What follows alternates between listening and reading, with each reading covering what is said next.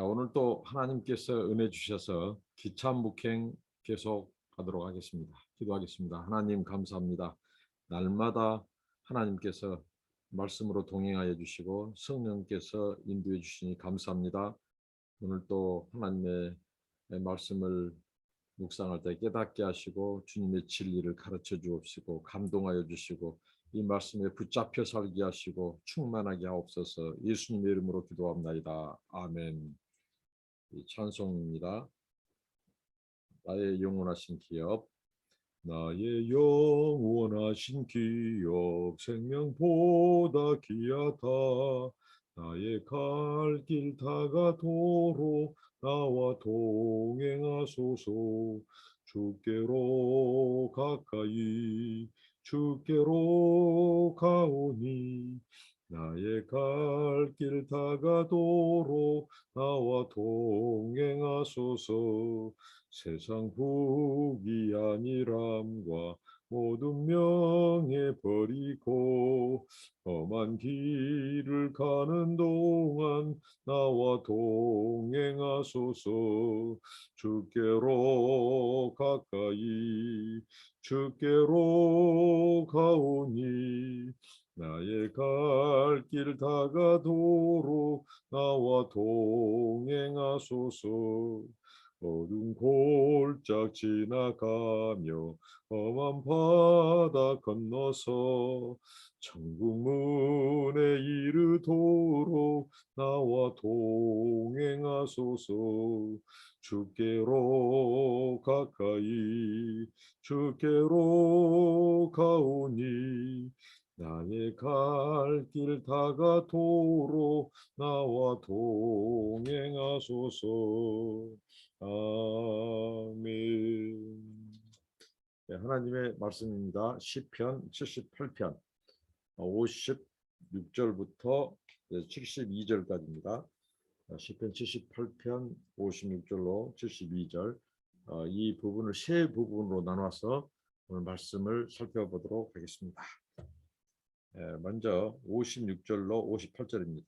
그러나 그들은 지존하신 하나님을 시험하고 반항하여 그의 명령을 지키지 아니하며 그들의 조상들 같이 배반하고 거짓을 행하여 속이는 활같이 빗나가서 자기 산당들로 그의 노여움을 일으키며 그들의 조각한 우상들로 그를 진노하게 하였으매. 이렇게 말씀이 소개되고 있습니다. 오늘 이 말씀은 이스라엘의 반역과 반항에 대해서 나옵니다.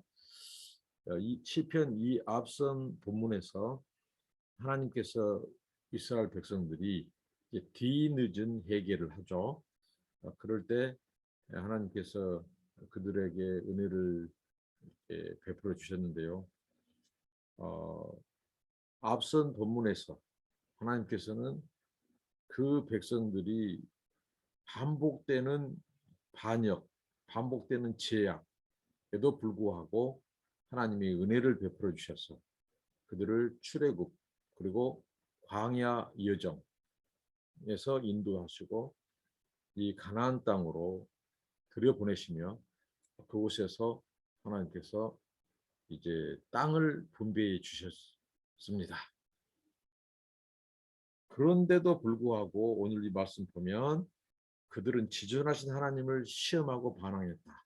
이것은 바로 출애굽 그 2세대들이죠. 하나님은 기대했습니다. 출애굽 1세대들은 광야에서 다 죽었습니다. 그들의 불신앙과 불순종으로 인한 것이죠.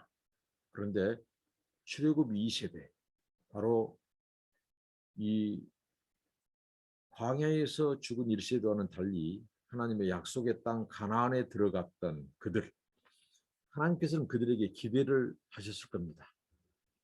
그 가나안에서 하나님을 섬기고 경외하고 순종하는 삶을 기대했을 겁니다.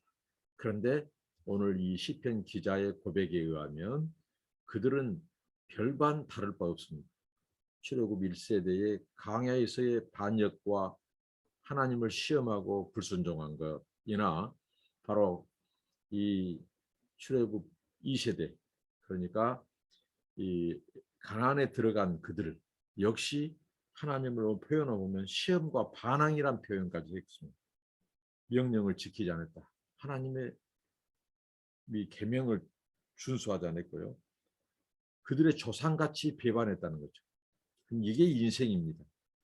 광야 세대, 출애굽 1세대나 가나안 세대, 이 2세대나 똑같이 하나님을 배반하고 반항하고 명령을 지키지 않았다. 그래서 어떤 비유로 하냐면요. 이 거짓을 행하여 속이는 활같이 빗나갔다 이렇게 말합니다.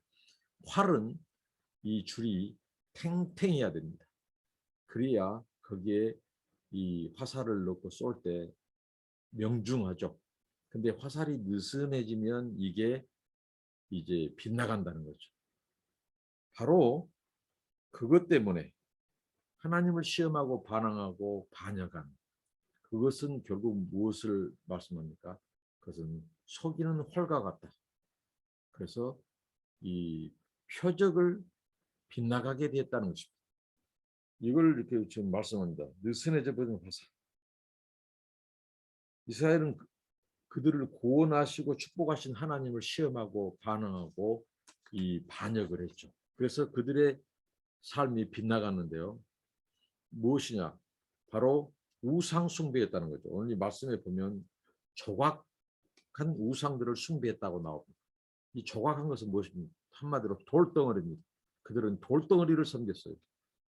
천지 만물을 창조하시고 그리고 역사를 주관하시고 그들을 이 10가지 재앙을 통해서 애굽에서 건져내서 광야에서 물을 바위를 쳐서 깨뜨려서 물을 주시고 또 하늘에서 만나를 주시고 메추라기 고기를 원 없이 먹게 하시고 구름기둥과 불기둥으로 인도하셨던 그 하나님을 배반하고 시험하고 그 1세대나 또 이제 가나안에 들어간 2세대들 이들 역시 우상 숭배에 빠졌습니다. 돌덩어리를 섬겼습니다. 우리가 이해할 수 없는 것이죠.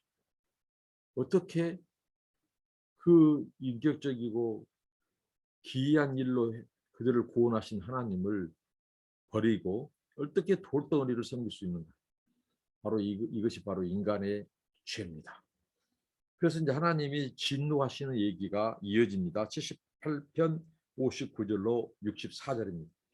보면 하나님이 들으시고 분내어 이스라엘을 크게 미워하사 사람 가운데 세우신 장막 곧 실로의 성막을 떠나시고 하나님이 이 그들의 이 우상 숭배 행위 그 우상 앞에 가서 자기들의 소원을 아뢰는 소리 그 모든 것을 들으시고 분을 내시고 그들을 크게 미워했다고 합니다.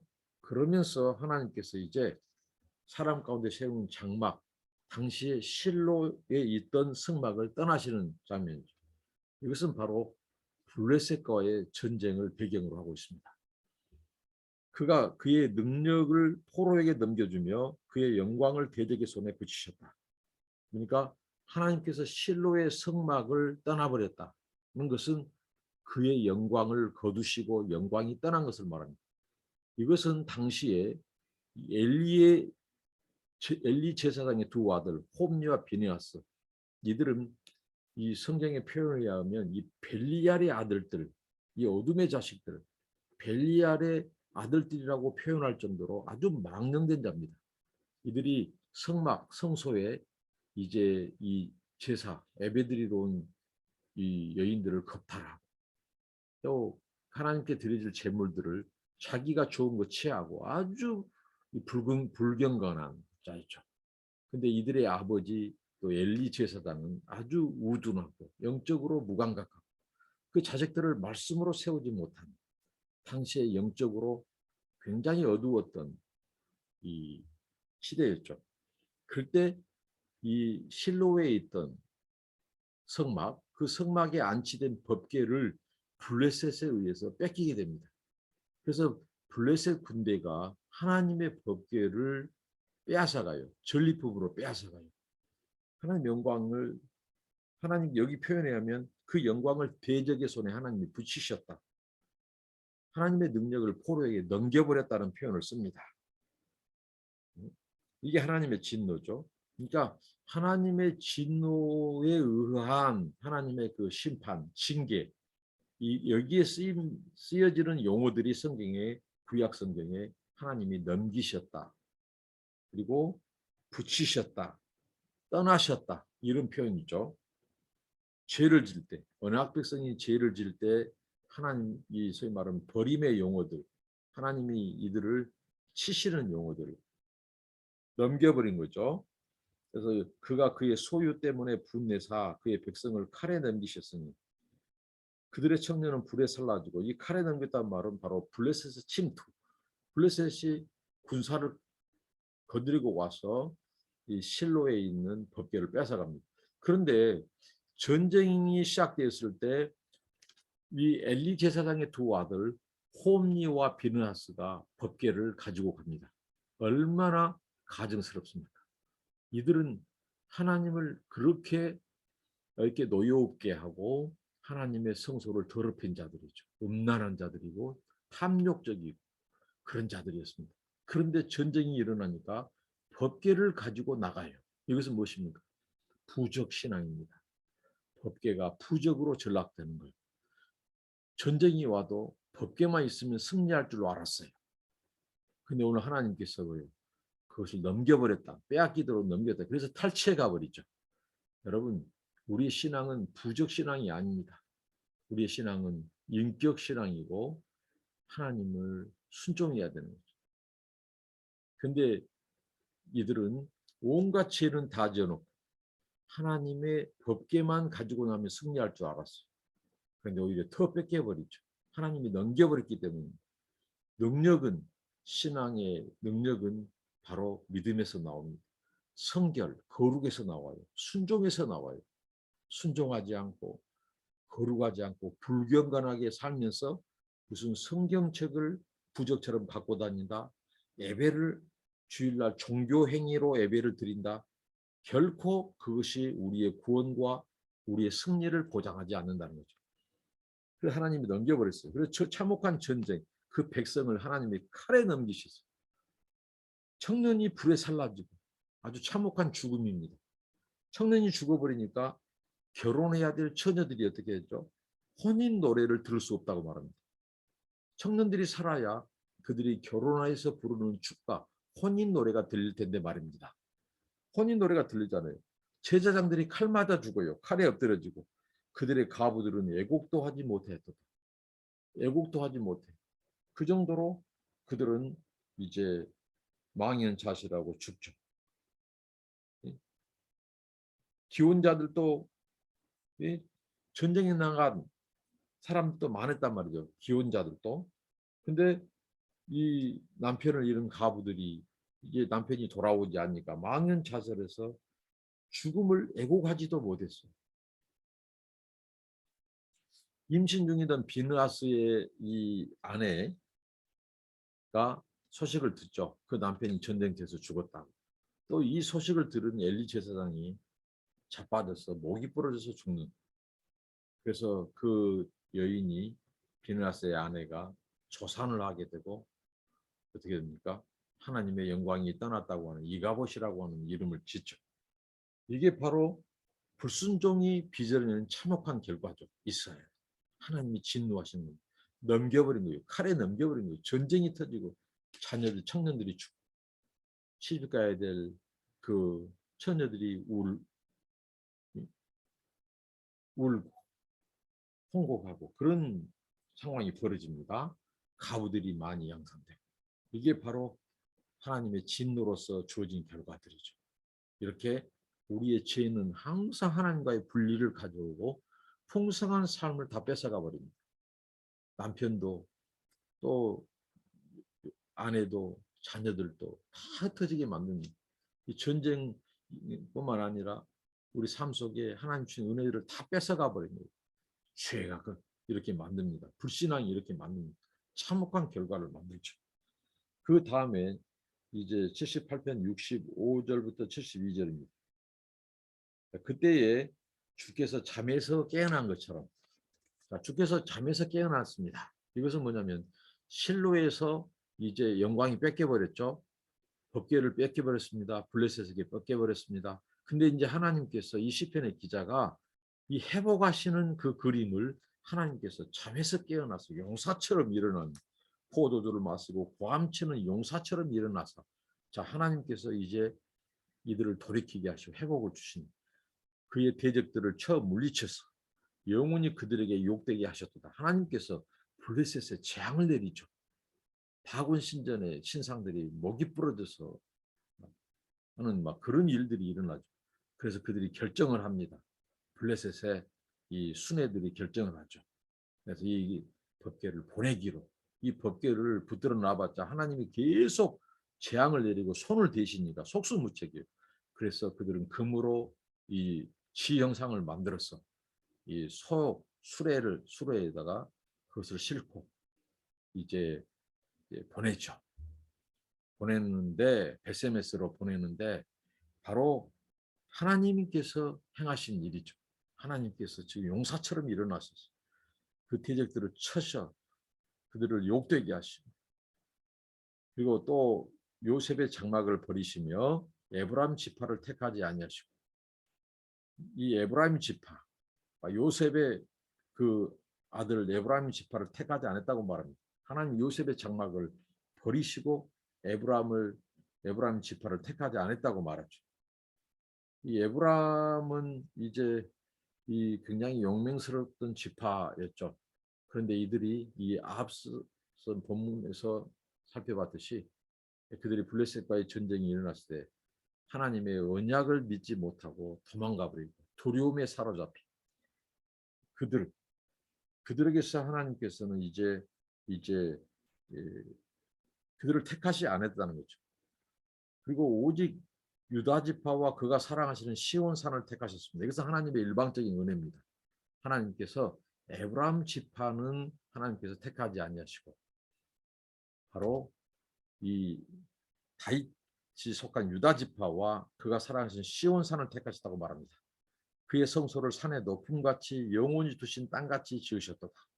또 그의 종 다윗을 택하시되 양의 우리에서 취하시며 전량을 지키는 중에서 그들을 이끌어내사 그의 백성인 야곱, 그의 소유인 이스라엘을 기르게 하셨더니 이에 그가 그들을 자기 마음의 완전함으로 기르고 그의 손에 능숙함으로 그들을 지도하셨다고 말을 합니다. 하나님께서 이 에브라임 지파는 하나님이 버리시고 택하지 않으시고 유다 지파와 시온산을 택했습니다. 바로 다윗을 택한 것이죠. 다윗이 이스라엘의 목자가 되게 하셨습니다. 목동 시절 나타났던 하나님, 다윗 언약을 우리에게 생각나게 하죠. 하나님께서 네가 이스라엘의 목자가 되리라. 하나님께서는 메시아의 왕국의 그 예표론적으로 다윗 왕국을 세워가셨습니다. 바로 유다 지파, 이 다윗 왕국. 그래서 다윗을 주님의 소유인 이스라엘의 목자가 되게 하셨죠. 이것은 다윗을 왕으로 세우신 일을 두고 하시는 말씀입니다. 하나님의 양떼인 이스라엘의 목자로 다윗을 세웠어요. 그래서 다윗 왕국, 다윗은 하나님이 기뻐하시는 통치를 하게 됐죠. 선한 목자 비유로 회고합니다. 하나님이 이스라엘 백성들을, 양떼인 이스라엘 백성들을 인도하셨다는 거죠. 다윗을 통해서 하셨습니다. 하나님은 그의 백성의 적절한 지도자로 다윗을 세우셨습니다. 그러니까 우리가 이 말씀의 교훈은 바로 에브라임의 지파가 되지 말고 영적인 의미에서 이 다윗 언약, 바로 유다 지파, 그리고 시온산, 하나님의 은혜를 입은 유다 지파와 시온산이 되어야 한다는 것이죠. 에브라임 지파, 그들에게 하나님께서 좋은 것을 주셨어요. 그들은 용맹스러웠어요. 그런데 그들은 이 불순종으로 그들은 하나님의 택함을 입지 못했습니다. 하나님의 언약을 준수하지 않았습니다. 율법에서 그것을 지키지 않았습니다. 하나님을 의지하지 않았습니다. 그들은 두려워했고 바로 전쟁은 하나님께 속하였다는 하나님의 주권을 무시했죠. 그래서 하나님은 그들을 버리셨습니다. 실로에서 바로 이 실로에 있는 이 하나님 법궤 그 부적 그들은 진정으로 하나님을 믿지 않고 의지하지 않고 이 법궤를 의지하고 법궤를 부적처럼 간직했습니다. 그래서 하나님은 거기서 영광을 거둬가시고 떠나버리시고 그 법궤가 빼앗기게 만듭니다. 그래서 법궤가 돌아왔을 때 그 법궤는 다윗에 의해서 돌아오고 그것은 바로 이스라엘의 다윗의 장막 그 시온 성에 안치되죠. 그리고 솔로몬이 나중에 왕이 되고 성전을 짓고 그곳에 바로 하나님의 이 법궤를 둡니다. 다윗의 장막에 있던 것을 이게 바로 다윗 언약 에브라임 지파에서 이 다윗 유다 지파로 실로에서 시온성으로 이게 바로 하나님의 은총의 이동입니다. 죄와 불신앙, 불순종은 우리에게 주신 하나님의 은혜와 이런 주권의 역사들을 옮겨버리게 만듭니다. 촛대도 옮기고 은혜도 옮기고 축복도 옮기고 하나님의 이 역사 무대로 옮겨버립니다. 저와 여러분 바로 하나님의 은혜의 통로, 축복과 구원의 통로, 하나님이 일하시는 주권의 통로 바로 유다 지파와 시온성 그곳에 법궤가 돌아오고 하나님의 영광이 돌아왔던 것처럼 그런 믿음의 순종의 사람들, 순종의 또 지파로 하나님의 역사를 이루어드리는 그런 주인공들이 되시기를 바랍니다. 기도하겠습니다. 하나님 아버지 오늘 말씀을 살펴보았듯이 하나님 아버지 이 하나님의 이 택정함에서 제하여지는 에브람 지파가 되지 말게 하시고 하나님의 은혜를 입은 유다 지파 바로 시온산 택한 시온산이 되게 하시고 하나님의 영광이 돌아오고 법궤가 그곳에 안치되고 하나님의 영광과 통치가 있는 그래서 하나님의 뜻을 수행하는 그런 지파 유다 지파 바로 이 시온산처럼 예루살렘처럼 아버지 하나님 우리가 하나님의 영광을 모셔드리고 하나님의 역사 무대에서 축복과 구원의 통로로 쓰임받게 하옵소서. 예수님의 이름으로 기도합니다. 아멘. 여러분 감사합니다. 축복합니다.